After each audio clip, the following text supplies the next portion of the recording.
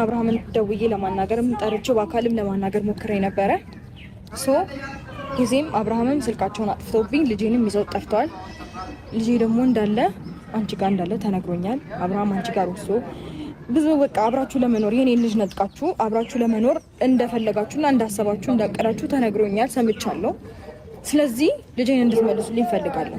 እንዴ እኔ ያልቀላል ነገር ነው እንዴ ልጅ እኔ ጋር ወይም ደግሞ እንደዚህ ብድግ አድርጌ እኔ ዝም ብዬ መወስደው ለምንስ ብዬ ምንስ ይጠቅመኛል ብዬ ነው መወስደው? የራስሽ ልጅ እኮ ነው። ነገርኩሽ፣ የምታደርጊበትን ምክንያትማ ነገርኩሽ። ለምን አብርሃም እኮ ይኸውልሽ፣ እኔ አብርሃም እኮ ደኔ እንዲመጣ እኮ ያንቺ ልጅ መውሰድ አይጠበቅብኝም። ኦሬዲ እኮ መጥቷል። እኔ ጋር እኮ ነው ያለው አይደል እንዴ ሩታ? ስለታገስኩሽና ዝም ስላልኩሽ ዛሬም ዝም ትለኛለሽ፣ ትታገሰኛለሽ ብለሽ ከሆነ ሄርሜላ እንዳታስቢው። ቆይ አንቺ ቤት በር ቁልፍ የለውም? እኔ መጥቼ እንዴት አድርጌ ነው መወስደው? እንዴት አድርጌ ነው ልጁን ቁጭ ማድረገው? አሁንም ልጄን ግን ወስዳችሁታል። አንቺም ሀሳቡ ላይ ያለሽበት ልጄንም ያወሰደችው ቡዜ ናት። አሁን ደግሞ አብርሃምም ተባብሯታል። አንቺም ሀሳብ ውስጥ እንዳለሽበት 100% እርግጠኛ ነኝ። ሰላም የኔ ውድ ቤተሰቦች እንዴት ናችሁ? ደህና ናችሁ? እኔ ነው እግዚአብሔር ይመስገን ሁሉ ሰላም ነው። ከኔ ጋር ሁሉ ሰላም እግዚአብሔር ይመስገን። እንዴት ናችሁ? ደህና ናችሁ? ጋይስ ሰብስክራይብ አድርጉኝ በእናታችሁ። ሰብስክራይብ፣ ላይክ፣ ሼር እያደረጋችሁ አበረታቱኝ። የመዳም ቅመም ነኝ አበረታቱኝ እላችኋለሁ። በጣም ይቅርታ ግን ሴትዬ በጣም እያወራች ስለሆነ ድምጿ በጣም ይሰማል። ይቅርታ አድርጉልኝ ለድምጽ ይላችኋለሁ ጋይስ። እና ዛሬ ሩታ ልጄ ጠፋብኝ ማለት ከጀመረች ትናንት ነው እንደሚታወቀው። እውነት አሁን ልጅሽ ጠፍቶ ነው ሩታ ወይንስ ቅናት ነው እንደዚህ ያሳበድሽ? እኔ ሲመስለኝ ቅናት ነው፣ የምሬን ነው ቅናት ነው እንጂ ልጅሽ ጠፍቶም ሊሆን ይችላል፣ አይጠፋም ይችላል። ግን ቅናትሽ ቀነስ አድርጊ በእናትሽ። አልፈልገውም ገደል ይግባ አላለችም? ወይኔ ሩታ ሁሌ እንደዚህ ትያለሽ፣ ሁሌ ግን በአቋምሽ አትገኝም። ችግሩ ያሆነው እኮ ነው ያሆነውን ሁላችሁም አንድ ሆናችሁ አብረሽ እንደፈለገ የሚጫወትባቸው እኮ አቋም ስለሌላችሁ ነው። በአቋምሽ ብትቆሚ ኖሮማ ማለት ነው አብርሽ አጠገብሽ እንዳይደርስ ማድረግ ትችላለሽ። ልጁን ከፈለገ በውጭ ማግኘት ይችላል። አንቺ ደግሞ ልጅ ጠፋ ምናምን እያልሽ መጣሽ። ሲጀመር ሄርሚ ምን አገባት እዚህ ውስጥ እኮ? ሄርሚ ደግሞ የምታናድደኝ ነገር ማለት ነው ዝም ብላ በጠራት ቁጥር ትሄዳለች። ለምንድን ነው የምትሄጂ ሄርሚ? እንጂ ሄርሚ ችግር አለብሽ፣ የምሬን ነው ችግር አለብሽ። በራስሽ ችግር ነው ይሄ ሁሉ ማአት የሚወርድብሽ፣ እንደፈለገች አፈን የምትከፍትብሽ ማለት ነው ሩታ ማለት ነው። ሩታም ፊት ታከበሪ እንጂ ልጅሽን በስራት ታደርጊ። ወንዱን ከምታሳጅጂ ልጅሽን ብትጂ አይሻልም? አይቀልም? ልዑልን በደንብ ብትጂ ይሻላል። አብርሽ ይመለስልኛል፣ ይወደኛል፣ ያፈቅረኛል፣ ይመለሳል። ሊዩንታ ይዞ ነው ምናምን ሊዩንታ ነው ምንድነው እሱ ይዞ ነው እንጂ ይመለሳል ምናምን ከምትይ ልጅሽ ጣበቅ አርግተሽ ያዢ ሀቢብቲ። አሁን ይሄ ልጅ የሆነ ነገር ቢሆን እኮ ተጠያቂ ማን ሊሆን ነው?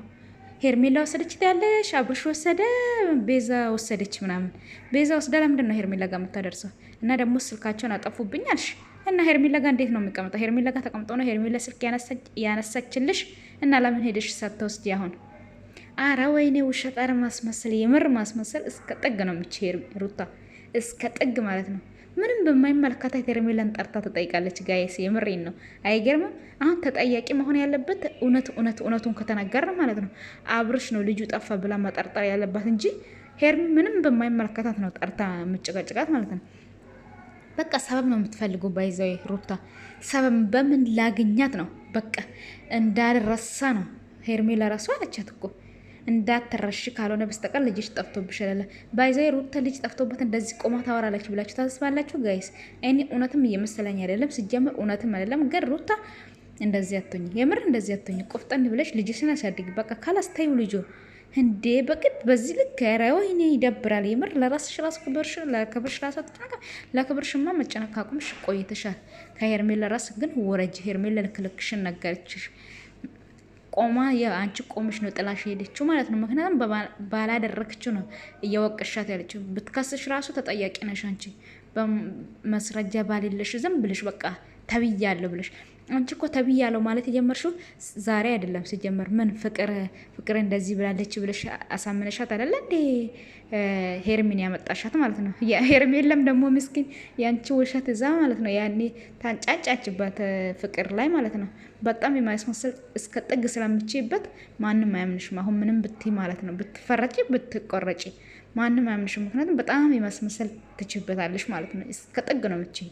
ሰውን በቁም ታደርቂያለሽ በማስመሰልሽ ማለት ነው። ወይኔ ጋይስ ሰብስክራይብ አድርጉኝ፣ በእግዚአብሔር በአላህ ሰብስክራይብ አድርጉኝ።